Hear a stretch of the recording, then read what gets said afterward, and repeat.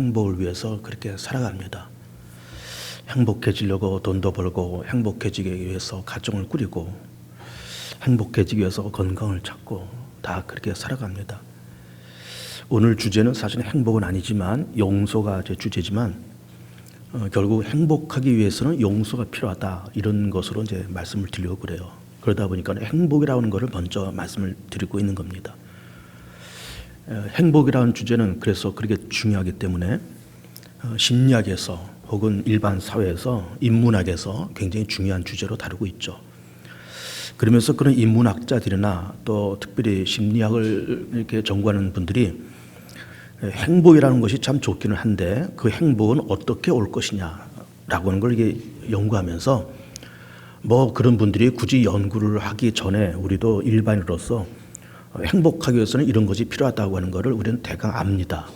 뭐 예를 들면 일단 물질적인 어떤 그 넉넉함이 필요하고 건강도 필요하고 가정도 필요하고 그리고 또 어떤 그 적절한 인간관계도 필요하고 신앙도 필요하고 뭐 그런 것들이 다 필요하다 이렇게 보는 것이고 뭐 그런 거는 누구나 다 뭐 거부할 수 없는 그런 이야기이고 주제들이죠. 그러면서 참 이 심리학자들과 그런 인문학자들이 재미있는 조사를 했어요. 그것이 뭔가 하면은 그러면 소득도 하나의 행복의 조건이 될 텐데 우리의 소득이 얼마일 때 가장 행복할까 이런 거를 연구를 했어요. 그랬더니 아주 재미난 그런 결과가 나왔는데 일단은 연봉이 높아질수록 행복 지수도 높아진다. 일단 그걸 발견했어요. 그런데 그 연봉이 어느 정도 이상이 되면 더 이상 행복 지수가 높아지지 않는다라는 걸 이제 발견을 하게 됐습니다. 참 놀라운 얘기예요. 잘 들어보세요. 연봉이 3천이에요. 그러다가 5천을 받습니다. 그러면 행복 지수가 높아져요. 7천을 받아요. 좀 더 높아졌습니다. 7천에서 1억을 받아요. 그 행복 지수가 높아졌습니다. 그러다가 1억에서 1억 5천이 되어도 행복 지수가 더 이상 높아지지 않는다는 거예요. 2억을 벌면 더 높아질까? 더 이상 행복하지 않는다는 거예요. 100억을 벌면 역시 행복 지수가 높아지지 않는다는 겁니다. 놀랍게도 이렇게 1년 소득이 1억 정도가 되면은 가장 행복도를 느끼고 그 이상이 되면은 1억을 버는 사람이나 10억을 버는 사람이나 100억을 버는 사람이나 그 행복 지수가 거의 차이가 없다는 거예요. 그렇게 해서 일단 우리 1년간의 평균 소득이 한 1억 정도 되면은 행복 지수가 가장 높다라고 하는 것이 이제 조사 결과로 그렇게 나왔어요. 그러면 그것은 이제 어떤 소득적인 면을 그렇게 보고 그 다음에 또 우리가 행복하기 위해서는 무엇이 필요할까라고 할 때 가장 중요한 그 관건은 인간관계로 그렇게 조사가 됐습니다. 인간관계가 좋을 때 행복을 느낀다. 이건 너무나도 지당한 이야기죠. 가정 안에, 부부 간에, 또 부모와 자식 간에, 일가 친지, 이웃 간에 이렇게 인간관계가 좋을 때 행복을 느낀다. 그런 이야기예요. 교회도 그렇잖아요. 교회도 우리가 예수 믿어서 교회 나오고 이렇게 예배도 드리고 다 그렇게 하지만은 뭔가 교회 안에서 불편한 인간관계가 있으면은 교회 나오기가 싫은 거예요. 아이들도 부모와 자식 간의 인간관계가 좋지 않으면은 아이들이 바깥으로 걷돕니다. 그러니까는 행복을 누리는 또 다른 그 중요한 요소가 뭐냐라고 할 때 인간관계다. 그렇게 볼 수가 있는 거예요. 이제 우리 어른들이 우리 조상들이 그런 말을 했잖아요. 가화만사성이라. 참 좋은 말입니다. 가화만사성. 가정이 화평해야 모든 것이 다 형통하다. 그런 얘기 있잖아요. 그것도 역시 인간관계를 얘기하는 거예요. 가족 간의 유대관계가 좋고 서로 간에 갈등이 없고 그럴 때 모든 것이 다 형통하다. 참 그 너무나 지당한 말씀을 우리 조상들이 그렇게 한 겁니다. 거기다가 성경에서도 역시 좋은 인간관계가 우리 가운데 행복을 던져준다고 하는 그런 말씀하면서 그 유명한 잠언 17장 1절 말씀 보면 이런 말씀을 기록하고 있습니다. 마른 떡 한 조각만 있어도 화목한 것이 생선과 고기가 가득한 채 다투는 것보다 나으니라. 그런 말씀을 하고 계세요. 놀라운 얘기잖아요. 마른 떡 한 조각 그거 있으면서도 화목한 것이 육선이 풍성한 그런 집에서 다투는 것보다 훨씬 낫다. 너무나도 지당한 말씀을 하시고 있고 역시 관계성이 물질적인 것보다 더 앞장서야 된다라는 말씀을 그렇게 하시고 있습니다. 목회의 세계도 그렇습니다. 저도 이제 목회자이기 때문에 목회하는 분들을 이제 많이 이렇게 관계성을 갖잖아요. 대화를 해보고 얘기를 해보면 우리가 이제 흔히 이렇게 놓고 볼 때 이렇게 대도시에서 수천 명, 수만 명을 목회하는 그런 분들 참 행복하고 좋겠다 그렇게 생각을 하고 지하실에서 막 열대 명 이렇게 앉혀놓고 혹은 시골에서 할머니들 서너 명 앉혀놓고 목회하는 그런 시골교회 목사님들 참 어렵고 힘들겠다, 이제 불행하겠다 이제 그렇게 일반적으로 생각하지만은 꼭 그렇지만도 않습니다. 그렇게 대형교회를 목회하면서도 그냥 갈등이 교회 안에 늘 있어서 목사와 당회원들 간에 또 당회원들과 지지들 간에 이렇게 서로 갈등이 있고 서로 분쟁이 있고 그러면은 수천 수만 명 모이는 그런 목회를 할지라도 절대로 행복하지 않아요. 마치 몸에 맞지 않은 옷을 입은 것처럼 불편하고 이게 행복하지 않은 겁니다. 비록 적은 수의 교인들을 앉혀놓고 시골 벽지에서 할머니 서너 명 앉혀놓고 목회라는 그런 작은 목회라 그럴지라도 목사가 성도들을 사랑하고 성도들이 목사를 사랑하고 서로 이렇게 좋은 인간관계 속에서 그렇게 있다 그러면은 그 목회는 굉장히 행복합니다. 그러면서 목사님들도 나는 참 행복한 목회를 하고 있다고 다 그렇게 말씀들을 해요. 목회의 규모가 크냐 작으냐를 떠나서 얼마큼 인간관계가 좋으냐에 따라서 행복의 척도가 거기 있다 이렇게 볼 수가 있어요. 행복이란 말을 이제 꺼내고 있는 건데 근데 우리는 행복을 쫓아서 일단 소득도 필요하다, 인간관계도 필요하다 그런 말씀을 드리고 있는 건데 어떤 면으로 보면은 하나님도 행복을 찾습니다. 하나님도 행복해지고 싶고요.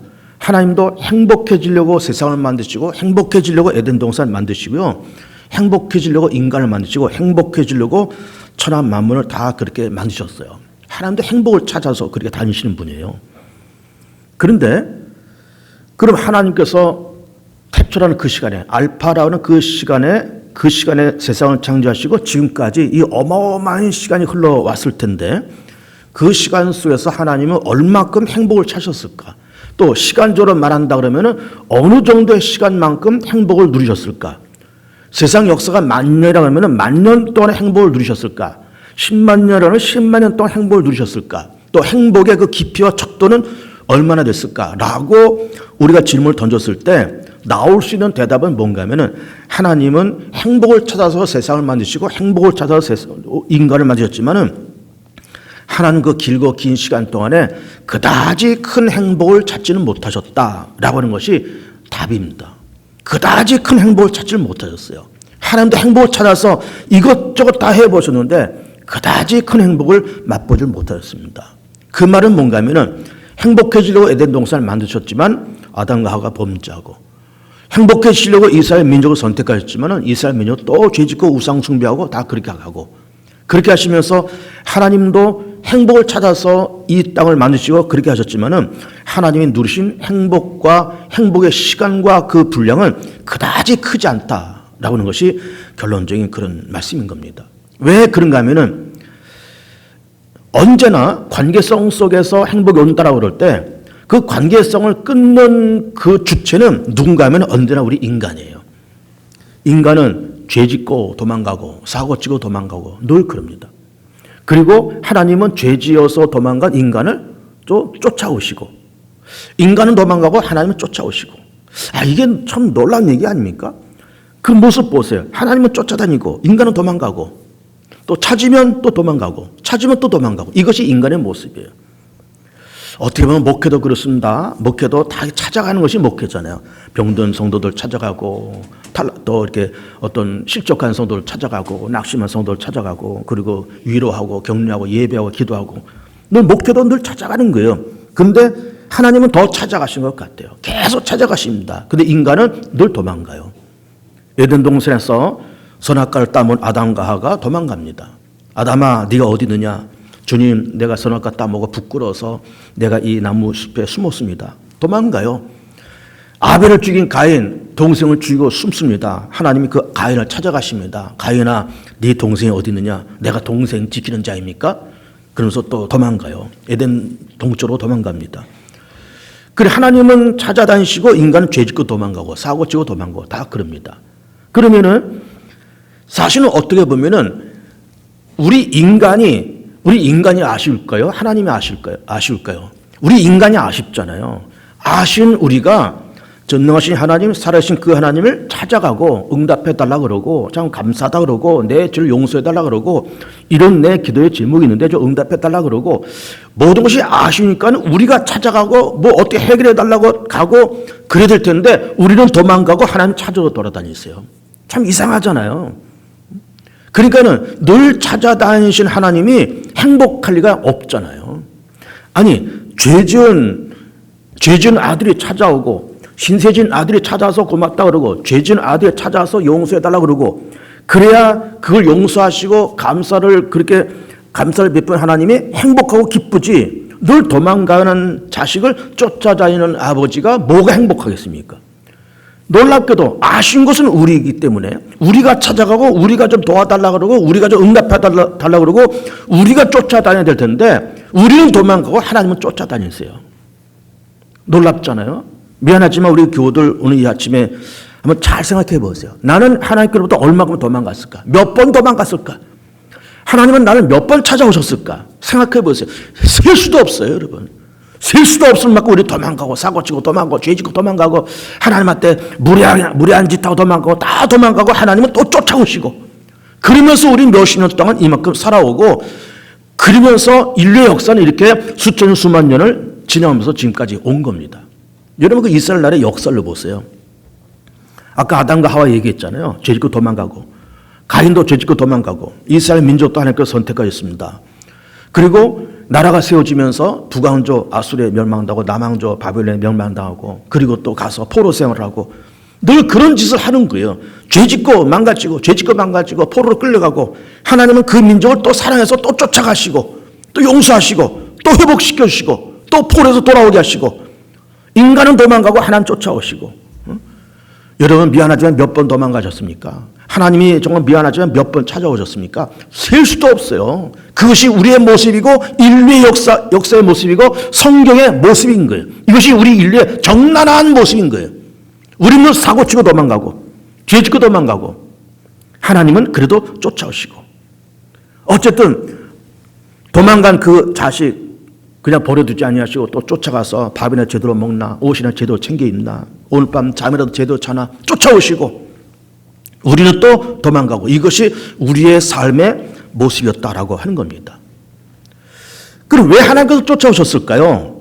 행복을 회복하시려고 너와 나의 관계를 회복하고 행복을 회복하시려고 그렇게 쫓아오시는 거예요. 그런데 관계성이 행복의 요소다라고 그럴 때 그 관계성이 왜 그럼 깨질까? 거기는 몇 가지 이유가 있다고 봅니다. 첫째는 저 사람이 나한테 분명히 잘못한 것이 있는데 그럼 잘못했으면은 본인이 와서 잘못했다고 얘기를 하고 참 미안했다. 그때는 참 내가 좀 생각이 짧아서 그랬다라고 그렇게 말을 하면은 이 관계성이 회복될 텐데 분명히 잘못하고서는 입을 싹 닦아버리는 거예요. 내가 뭐 잘못했어? 뭐 나는 나고 너는 너야.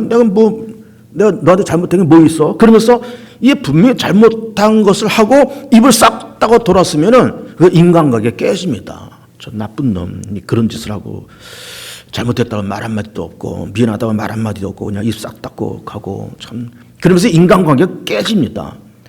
감사한 일도 그렇습니다. 참 내가 저 사람한테 은혜를 베풀고 다 신세를 베풀고 다 그렇게 했어요. 뭐 그냥 찾아와서 고맙다 그러면서 무슨 엄청난 것을 살해하고 뭐 그러지는 못할 망정 그냥 뭐 말 한마디라도 아 친구야 참 이제 내가 그동안 어려웠을 때 도와줘서 고마워 응? 말 한마디라도 하고 그러면 좋을 텐데 그냥 감사할 일이 너무나도 많은데 감사하다는 말 한마디가 없고 쌀쌀맞게 이렇게 돌아다닌다 그러면은 이거 인간관계가 깨집니다. 이것이 인간관계에도 마찬가지고 하나님과 우리의 관계도 마찬가지예요. 우리가 하나님 앞에 어마어마한 죄를 짓고 별별 짓을 다 하고 다니면서 하나님 앞에 이실직고를 하지 못한다. 내가 잘못 살고 잘못 행동했다고 하는 걸 말하지 못한다.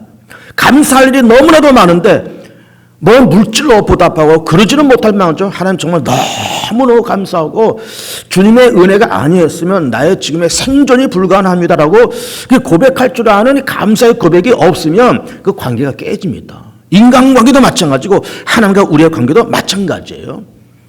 그리고 또 어떤 무례한 일을 했다고 쳐보세요. 어떤 말로나 무슨 행동이나 어떤 사건이나 참 무례한 일을 했어요. 그러면은 뭐 그 당시 생각이 짧아서 그렇게 무례한 짓을 했다고 하더라도 뭐 나중에 찾아와서 그동안 내가 참 미안했다라고 그러고 내가 좀 생각이 짧아서 그렇다 그러고 그러면 좋을 텐데 그냥 역시 입 싹 닫고 그냥 돌아 쓰는 거예요. 그러면 인간관계 깨지는 거예요. 무례한 놈. 응? 너는 그 무례한 거를 너는 그렇게 신도 못하고 그냥 그러고 사냐? 그러면서 인간관계가 다 깨집니다. 하나님과 우리의 관계도 마찬가지. 인간관계가 다 그렇게 깨져요. 다 그렇게 깨집니다. 그러면서 우리는 세상을 살면서 내가 하나님께로부터 얼마나 많은 신세를 지고 살아왔고 얼마나 많은 은혜를 입으면서 살아왔는지를 우리는 깨달아야 돼요. 또 하나님 앞에 내가 얼마나 많은 허물과 죄를 저지르면서 살아왔고 나는 얼마나 많이 도망갔고 하나님이 얼마나 많이 나를 찾아오셨는데 찾아오신 하나님을 내가 영접하지 못하고 나는 또 도망가고 또 도망간 그 횟수가 너무나도 크다라고 하는 걸 우리가 먼저 알아야 됩니다. 너무나도 크다. 내가 하나님께로부터 도망간 횟수와 그 시간이 너무나도 크다라고 하는 것을 깨닫고 하나님 내가 참 죽을 죄를 졌고 너무나도 내가 세상을 잘못 살았고 내가 너무나도 세상을 어리석게 살았고 주님의 마음을 내가 너무나도 아프게 해드렸습니다라는 이실직고가 분명히 필요한 거예요. 그리고 동시에 하나님께로부터 입은 감사가 얼마나 큰지도 알아야 됩니다. 주님의 은혜가 아니면 우리가 305장 늘 이렇게 부릅니다마는 그 큰 죄악에서 건지신 우리 하나님, 이제껏 산 것도 하나님의 은혜요. 그 모든 죄에서 건지신 그 하나님이 너무나도 감사해서 그 감사를 고백하고 뭐 물질로 하나 앞에 갖다 바치고 뭐 헌신하고 그러지 못할 망정 말로 비록 말망정이라도 하나님 너무 고맙습니다. 주님의 은혜가 아니었으면은 나의 이 모습, 이 현재 이 모습은 존재할 수 없다라는 그 감사의 고백이 필요한 거예요. 근데 그걸 못하면은 깨져버립니다. 깨져버려. 그걸 알아야 돼요. 내가 얼마나 큰 죄를 저질렀고 내가 얼마나 감사의 분량이 큰가라고 하는 것을 우리가 알아야 된다라고 하는 것이고 그것을 알았다 그러면은 내가 하나님께로부터 신세를 많이 입었고 내가 하나님께로부터 죄를 많이 진 사람이어서 그 죄를 용서받고 그리고 감사의 분량이 너무 크다고 하는 것을 아니까 감사를 고백하고 감사할 줄 알고 긍휼을 입었으니 긍휼을 베풀 줄 알고 용서받았으니까는 용서할 줄 알아라. 그 말씀을 오늘 본문에서 하시고 있는 겁니다. 그런데 놀랍게도 뭐 그렇게 감사를 할 줄 모른다, 죄를 자백할 줄 모른다, 무리한 일을 하면서 뭐 이렇게 그런 것 때문에 관계가 깨진다 이런 말씀 다 드리고 있지만은 그거를 한마디로 요약하면은 그 한마디로 뭐라고 요약할 수 있을까요? 결국은 죄예요. 결국 하나님께로부터 지은 죄 때문에 하나님과의 관계성이 깨지고 인간관계도 죄라고 하는 것 때문에 다 깨지고 다 관계성이 흩어져 버립니다. 그러면 말씀드린 것처럼 아신 것은 우리이기 때문에 이 죄가 많아서 하나님과의 관계성이 끊어졌는데 이 죄를 어떻게 하지? 그러면서 이 죄를 정리할 수 있는 그런 방법이나 재간이 우리 사람에는 존재하지 않습니다. 그 죄를 없애고 죄를 넘을 수 있는 그 방법을 하나님께서 마련해 주신 거예요. 이것 또한 하나님의 은혜죠. 그리고 구약시대 때는 우리가 죄를 져서 죽을 수밖에 없는 그런 죄를 졌고 받아야 될 형벌이 너무 크지만 우리를 죽일 수는 없잖아요. 우리가 죄 졌다고 다 죽이면 이 땅에서 살아남을 사람이 누가 있겠습니까? 그래서 그 죄를 정리할 수 있는 기가 막힌 방법을 하나님께서 마련해 놓으셨는데 그것이 구약에는 제사요, 신약에서는 예수님의 십자가 사건인 거예요. 그러면서 내가 허물과 죄가 많아서 이 죄 때문에 내가 죽을 수밖에 없는데 나를 대신해서 이 짐승이 대신 죽었으니 이 짐승의 제사를 앞장세우고 짐승의 피를 앞장세워 나가서 내가 허물과 죄가 많이 내 죄를 용서해달라고 그래 나아가면 저는 미쁘시 의로와서 우리 죄를 다 용서해 주신 것이죠. 신약에 넘어와서 우리가 죄를 짓고 죽을 수밖에 없는 그런 죄이지만은 하나님께서 우리를 살리시고 대신 하나님의 아들 예수 그리스도를 십자가에 죽으심에 그래서 우리가 예수님의 보혈을 앞장세워서 하나님 내가 죄를 져서 내가 죽을 수밖에 없지만 하나님의 독생 예수께서 나를 위해서 죽으셨으니 그 보혈의 피를 앞장서 나아가나니 나의 허물과 죄를 용서하시고 이 모습 이대로 거두어달라고 그리고 우리가 이실직고하고 자백할 때 하나님은 미쁘시고 의로워서 우리의 죄를 용서하시고 다 탕감해 주신 것이죠. 그러면서 우리는 하나님께로부터 얼마나 많은 신세를 졌는가, 얼마나 많은 감사할 일이 많은가, 얼마나 많은 죄를 졌는가, 얼마나 많은 무례함을 저질렀는가 라고 하는 걸 깨달으면서 내가 하나님께로부터 용서받고 탕감받았으니 날 위해서 하나님의 아들 예수께서 날 위해서 십자가에 죽으시면서 그 엄청난 사랑을 받은 우리인이 그 사랑을 받았으니 우리가 그 사랑을 나누고 그 용서를 받았으니 그 용서를 나누고 또 그렇게 탕감받으니 우리가 탕감해주고 그 긍휼하심을 입었으니 우리도 긍휼히 여기면서 세상을 사는 것이 이것이 옳은 삶이다 라는 말씀을 하시고 있는 겁니다. 그러면서 오늘 용서에 대한 말씀하시면서 우선 베드로의 이야기가 먼저 나옵니다. 베드로가 예수님에게 그런 얘기를 하는 거예요. 주님, 내가 내 이웃이 내게 범죄했을 때 7번 용서해 주면 되겠습니까? 라고 이렇게 물으니까 예수님께서 무슨 말이냐? 70번에서 7번이라도 용서해 줘라. 그렇게 말씀하시는 거예요. 그러면서 비유의 말씀하십니다. 천국에서는 종의 빚을 탕감해 주는 임금이 있다. 그 임금의 이야기를 지금 하고 계신 건데 이 이야기는 사실은 실화는 아니에요. 실화는 아니고 용서라고 하는 것을 우리 가운데 이해시키기 위해서 하나 예로 둔 그런 이야기인 겁니다. 여기에 등장하는 사람들은 4명이 등장을 해요. 첫째는 임금, 그리고 종, 또 그 종의 지인, 그리고 이 상황을 옆에서 지켜보는 제3자, 이렇게 4사람이 등장을 해요. 임금이 있었다는 겁니다. 또 그 밑에 종이 있었다는 겁니다. 이 종이 그 임금에게 빚을 줬는데 얼마의 빚을 줬는가 하면 1만 달란트를 빚을 줬다는 거예요. 1만 달란트가 어느 정도의 돈인가라고는 나중에 말씀을 드릴게요. 그러면서 이 주인이 그 종한테, 임금이 종한테 1만 달란트 빚 갚아라 그랬더니 이 종이 갚을 능력이 없다는 거예요. 지금 능력도 없고 가진 것도 없고 그러니 좀 용서해 달라 그러고 탕감해 달라 그러고 좀 말미를 좀 달라 그러고 그러니 그랬더니 이 주인이 그래도 너 빚을 갚아라. 네 몸을 팔든지 네 가정을 팔든지 네 자식을 팔든지 해서 갚아라. 그렇게 했더니 그래 용서해 달라 그러니까는 이 주인이 이 임금이 그럼 좋다. 네 형편이 딱하니까 내 용서해 줄게 하면서 그 빚을 탕감해 줬다는 거예요. 얼마의 빚을 1만 달란트를 탕감해 줬다는 거예요. 탕감받았습니다. 기분 좋아요.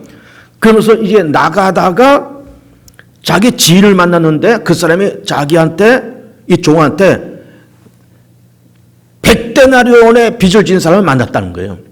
그 자기를 지금 방금 전에 1만 달란트 빚을 탕감받고 오는 도중에 100데나리온을 빚진 자기 동료를 만났어요. 그래서 갚아라.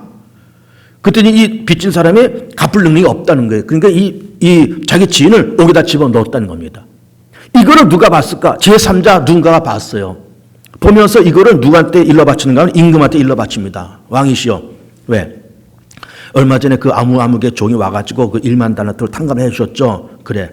그 사람이 가는 길에요. 100데나리온 자기한테 빚진 사람 그걸 안 갚는다고 옥에 집어넣었답니다. 그 얘기를 알고서는 임금이 깜짝 놀라서 그 불러와. 나쁜 놈. 그 불러왔습니다. 꿀 앉혀놓고 내가 너에게 1만 달란트 빚을 탕감해 주는데 너는 가다가 100데나리온 그거를 용서하지 못하고 집어넣었어? 나쁜 놈. 너 1만 달란트 다 갚어. 너 그 탕감해 주겠다는 그 말 취소. 다 갚을 때까지 옥에 있어 하면서 그 사람 옥에 집어넣었다라는 것이 본문의 내용이고 그러므로 각각 그 마음으로 형제를 용서하지 않으면 너희 하늘 아버지께서도 너희에게 이와 같이 하시리라 라는 말씀으로 결론을 내리고 있는 겁니다. 자, 이제 돈의 단위를 좀 알아야 됐습니다. 여기서 우리 상식적으로 좀 아세요. 데나리온이라는 이 돈의 단위는 평범한 노동자의 하루 품값이에요. 그러면 하루 품값을 편안하게 한 10만 원 잡아봅시다. 그러면 100데나리온은 1,000만 원이에요. 이 서민들에게는 이 적은 돈이 아닙니다. 1,000만 원. 그런데 1만 달란트는 얼마인가? 1달란트는 6,000데나리온. 그래 이거를 조금 머리를 좀 잘 써보세요. 이게 도대체 현금으로 우리 돈으로 계산하는 게 얼마일까? 일단 1만 달란트잖아요. 1만 곱하기 6,000 곱하기 10만. 얼마가 나옵니까? 1만 곱하기 6,000 곱하기 10만. 그럼 이게 얼마의 돈인가 하면은 6조에 6조. 어마어마한 돈입니다. 6조의 돈을 탕감받았어요. 그리고 나오다가 자기한테 1,000만 원 빚진 사람을 용서하지 못하고 탕감해 주지 못하고 옥에다 집어넣었다 그런 이야기예요. 우리가 조라는 돈이 머릿속에 상상이 잘 안 됩니다. 사실은. 조라는 돈은 1억 원이 10,000개가 있어야 조예요. 그것도 6조의 돈이에요. 어마어마한 돈입니다. 그래서 이 돈이 현실감이 없기 때문에 현실감 있게 한번 얘기를 해볼게요. 이거를 1000분의 1로 압축을 해볼게요. 1000분의 1로. 그럼 1000분의 1로 압축하면은 6조는 60억이 되고 1,000만 원은 1만 원이 돼요. 10,000원이 돼요. 그러니까는 60억의 빚을 탕감받는 사람이 길을 가다가 자기한테 10,000원을 빚진 사람을 용서하지 못하고 옥에 집어넣었다 그 말이에요. 여러분 60억과 10,000원 이 비교가 됩니까? 60억을 탕감받은 사람이 그까지가 돈 많아. 여기 돈 많은 거 아직 지금 뭘 합니까? 요즘 설렁탕 한 그릇도 돈 많으니에요. 60억이라는 큰 돈입니다, 여러분. 60억은. 그 큰 돈을 탕감받은 사람이 길 가다가 자기들 10,000원, 그까지가 설렁탕 한 그릇 사 먹을 만한 그 10,000원을 빚을 못 간다고 그 사람을 옥에다 집어넣었다. 그 이야기예요. 그러니까 주인이 화 날만도 하죠. 잡아와. 나 너한테 그렇게 큰 돈을 용서하고 탕감해 주는데 너한테 빚지어 그 너 용서하고 탕감해 주지 못하냐? 너 그거 다 갚어. 지난번에 탕감해 주는 거 그거 취소다. 너 옥에 들어가서 그거 다 갚을 때까지 거기 있어. 그랬다는 거예요. 그래서 중심으로 그 형제를 용서하지 못하면 하늘에 계신 아버지께서도 이와 같이 하신다라는 말씀을 하시고 있습니다. 그러면서 그 용서에 대한 성경 구절이 몇 군데 나오는데 일단 마태복음 5장 7절 보면 긍휼히 여긴 자는 복이 나니 그가 긍휼히 여김을 받을 것이며 유명한 말씀이잖아요. 그 팔복에 마태복음 6장에서 너희가 사람의 잘못을 용서하면 너희 하늘 아버지께서도 너희 잘못을 용서하시려니와 너희가 사람의 잘못을 용서하지 아니하면 너희 아버지께서도 너희 잘못을 용서하지 아니하시리라. 그리고 야고보서 2장에서도 긍휼을 행하지 아니하는 자에게는 긍휼 없는 심판이 이 말이니 긍휼은 심판을 이기고 자랑하느니라. 아, 놀라운 얘기입니다. 긍휼이 없으면 너 긍휼 없는 심판을 받을 거야. 긍휼은 심판을 이기고 자랑할 거야. 그 말씀을 하시고 있습니다. 요즘은 이제 우리가 웰빙 하는 말을 자주 합니다. 뭐 웰빙이라는 말이 나온 지가 꽤 오래됐어요, 사실은. 그래서 그 웰빙이라는 말을 우리 교우들이 다 아실 거예요. 좀 속되게 표현하면 잘 먹고 잘 사는 거잖아요. 그 웰빙 이렇게 얘기하면서 그러면서 우리는 어떻게 하면 그런 웰빙 할까? 어떻게 하면 그야말로 잘 먹고 잘 살까? 그러면서 뭐 이것도 준비하고 저것도 준비하고 그러다가 노후도 준비하고 다 그렇게 하시잖아요. 노후를 위해서 다 준비합니다. 재테크도 하시고 다 그렇게 해요. 그런데 그럼 우리가 웰빙 그래서 재테크하고 또 노후도 준비하고 뭐 이것도 준비하고 저것도 사놓고 뭐 그렇게 살아갑니다. 뭐 나쁜 건 아니에요. 당연히 그렇게 하셔야 됩니다. 노후를 준비한다, 미래를 설계한다, 다 좋아요. 그런데요, 과거도 정리할 줄 알아야 됩니다. 과거도. 미래는 물론 준비하지만 과거도 정리할 줄 알아야 돼요. 무슨 정리일까? 뭐 우리가 과거사 정리 그러면 늘 우리가 요 옆에 있는 어느 나라를 늘 생각하잖아요. 우리나라한테 큰 해를 입히고 미안하다는 말도 별로 없고 사과도 못하고 보상도 못하고 저러고 있잖아요. 그러니까 늘 갈등 속에 있어요. 늘 그렇게 있습니다. 그러니까 우리가 미래를 준비하고 노후를 준비하고 나 예수 믿어. 나 교회 다녀. 나 세례도 받았어. 나 이제 뭐 죽으면 천당 갈 거야. 한번 덜렁덜렁 가요. 뭐 갈 수도 있습니다. 그러나 뒷정리를 깨끗하게 하고 가세요. 뒷정리를. 앞만 보고 가지 마시고요. 나 천당 갈 거야. 천당 가세요. 천당 가시라고요. 가시는데 뒷정리도 깨끗하게 하고 가시라 그 말이에요. 뒷정리가 뭐냐? 세상을 지금까지 살아오면서 감사할 일이 참 많았잖아요. 누군가에 내가 신세를 졌어요. 물질은 보상 못할지라도 말망정이라도 참 내가 그때 신세를 많이 졌습니다. 참 고맙습니다. 누구한테 참 내가 무리하게 행동한 것이 있어요. 누구한테 내가 참 큰 잘못한 것이 있어요. 용서해달라고 또 내가 잘못했다고 지금까지 말해본 적이 없는데 그것 때문에 참 이게 관계가 소원해졌는데 어쨌든 찾아가든지 아니면 전화라도 해서 참 그때 내가 생각이 짧아서 그렇게 했다. 참 미안하다. 친구 참 미안하다. 그렇게 하면서 과거를 빨리빨리 정리를 해야 됩니다. 돌아가신 부모님들한테 우리 잘못한 거 많죠. 뭐 산에 갔다가 묻어 놓으셨으면 산에 가서 성묘하시면서 그냥 돌아가신 어른에게 뭐 그분들이 지금 들을는지 어찌할지 모르겠지만 자 아버지 참 내가 그렇게 해서 그때 자 아버지한테 무리하게 한 거 용서해 주세요. 어머니 내가 그때 무리하게 하고 마음 아프게 한 거 다 용서해 주세요. 그렇게 말 한마디 할 줄 알아야 돼요. 뭐 그분들이 거기서 들으시지 어쩔지 모르겠지만 마음은 그것이 중요하다 그 말이에요. 자꾸 우리는 미래를 향해서 우리는 노후를 준비하고 이렇게 저렇게 우리가 준비하고 살지만 뒷정리를 잘해야 돼요. 뒷정리를 잘해야 됩니다. 고마운 것은 고맙게 우리가 말할 줄 알고 미안한 것은 미안하다 말할 줄 알고 그러면서 껄끄러웠던 인간관계를 이거를 뒷정리 잘하면서 앞으로 나아갈 필요가 분명코 있습니다, 여러분. 그게 신사다운 삶이고 그것이 예수 믿는 사람의 삶이고 그렇게 깨끗하게 뒷정리를 하는 사람이 이게 멋있는 사람이에요. 이게 멋있습니다. 오래됐습니다만은 아마 제가 기억하기로 한 중학교, 고등학교 다 열몇 살 때쯤일 것 같아요. 한참 이제 친구들하고 어울려 놀 때잖아요.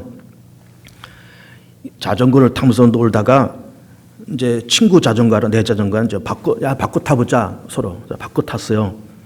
그래 타고 가다가 이 내 자전거가 아니까는 좀 이게 익숙하지가 않아요. 내 자전거는 브레이크가 이렇게 들었는데 이 친구의 브레이크는 이렇게 있더라고요. 나중에 보니까 이렇게 있어요. 내 자전거는 이렇게 브레이크 했는데 이렇게 브레이크 했어요. 단단 타고 가다가 뭐 이게 웅덩이에 있어서 브레이크를 잡으려 했더니 이게 안 잡혀. 이게 어딨지 하다가 그 웅덩이에 처박혀서 자전거 망가지고 나는 이렇게 해가지고 뭐 여기저기 까지고 막 그랬어요.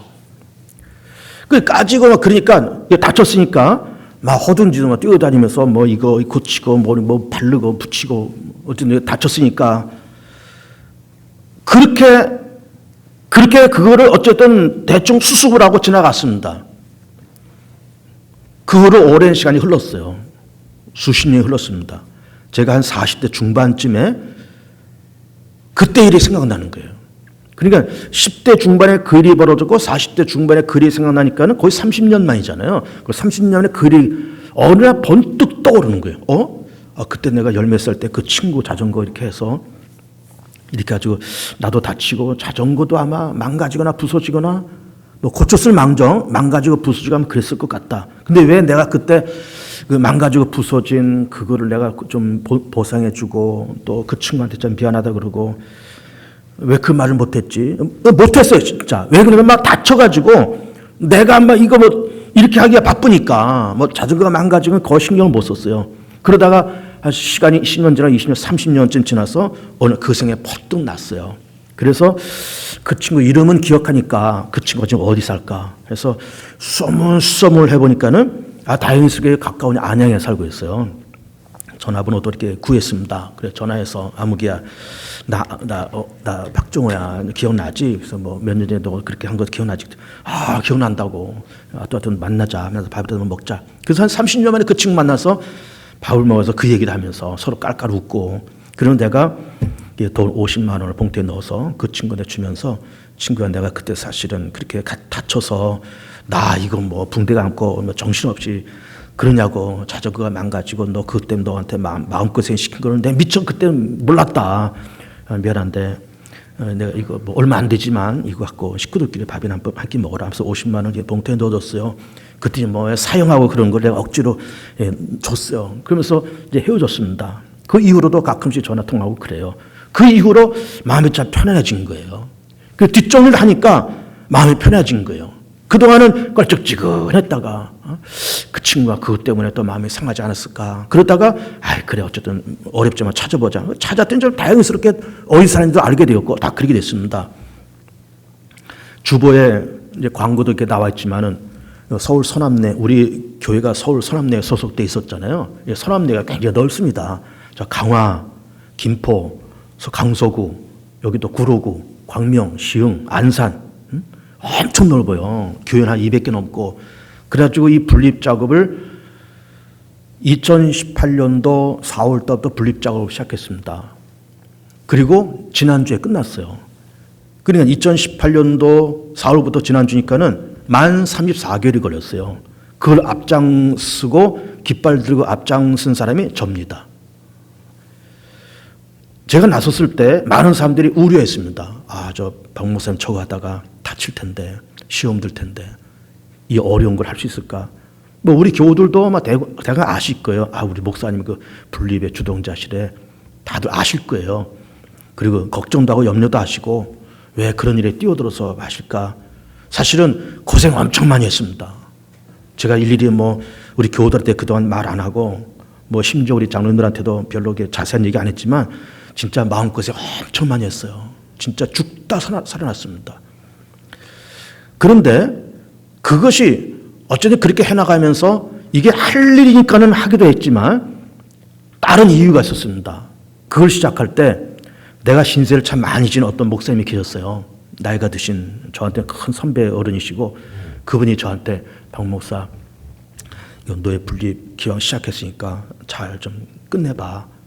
그분이 늘 그 전에도 늘 그분의 지론이 너희 분립해야 된다. 늘 뭐 공적인 자리에서 사적인 자리에서 얘기하시고 그러다가 이제 내가 앞장서고 우리 동료도 앞장서니까는 저한테 특별히 힘들지만 좀 잘 좀 해봐라 하면서 격려도 하시고 그러면서 이 분립을 하기는 해야 되겠지만은 어쨌든 그렇게 나한테 특별히 부탁한 그분한테 내가 평소에 신세도 많이 지고 감사할 일이 많아서 그분에게 진 그 신세와 감사할 일에 100분의 1, 10,000분의 1이라도 갚아드려야 되겠다라는 그런 마음을 가지고 이 일을 해온 겁니다. 그러다가 지난주에 성공을 했어요.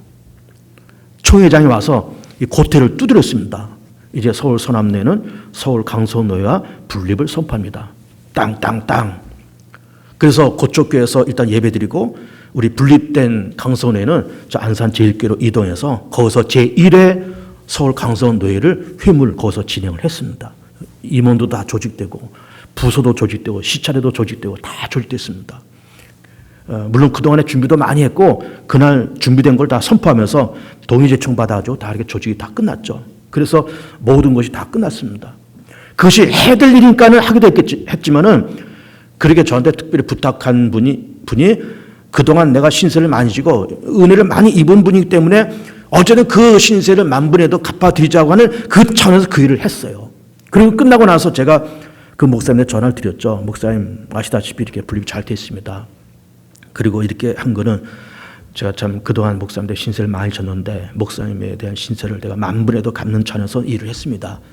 그러니 했더니 어쨌든 수고했다 얘기하시면서 고맙다고 말씀하시고 언제 만나서 밥이라도 먹자 그렇게 얘기를 하고 전화를 끊었습니다.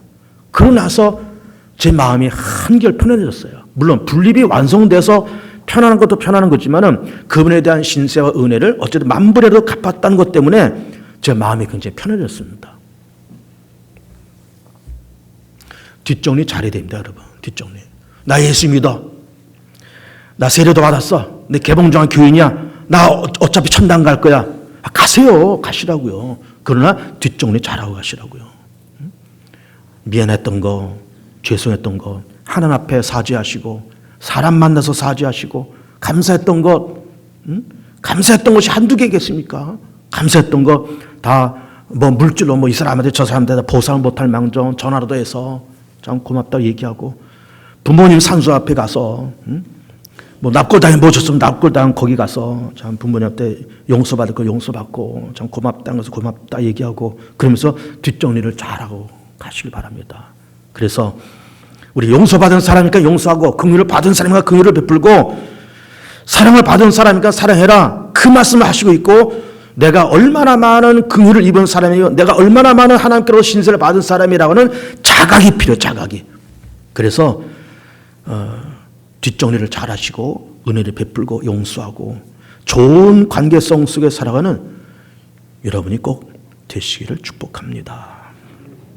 우리 합심서 짧게 1, 2분 합심기도 하겠습니다. 주님